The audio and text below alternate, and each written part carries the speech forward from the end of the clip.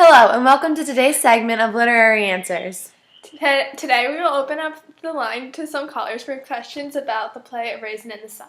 We will now take our first caller. What's your name? Hi, my name is Elena. Thanks for taking my call. No problem. What can I help you with today?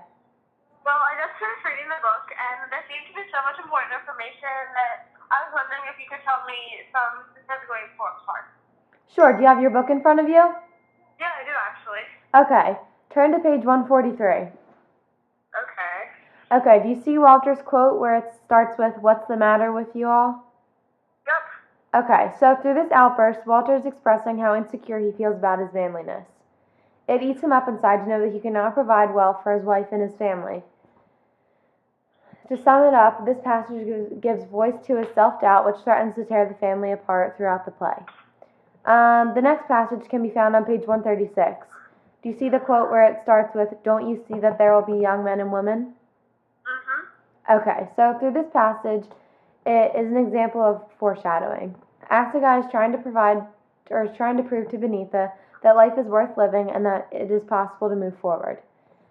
He uses the example of his own assassination in Africa by his own countrymen due to his corruptness to explain that it could be seen as a setback to replenish all good. This scenario gives the readers insight as to how Walter will handle the crisis he is in. Now turn to page 140 and with Ruth's quote that starts with, "I'll strap my baby on my back if I have to."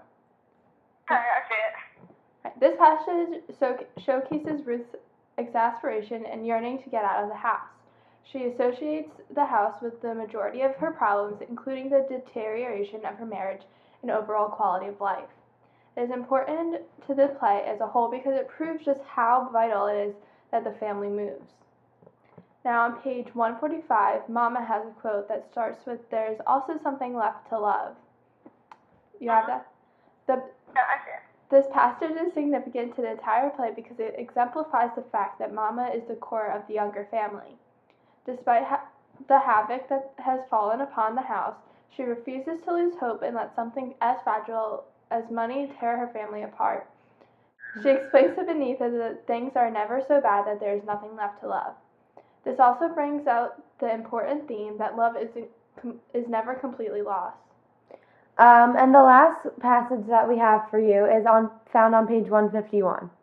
It starts with this. It's actually not a quote. It is the stage directions that says, "The lights dim down." Okay. So these two short sentences are very important to work as a whole because they conclude the play and focus all of the audience's emotions of joy, excitement, sadness, etc. Mama's plant has been a symbol of either the withering or prospering of the family.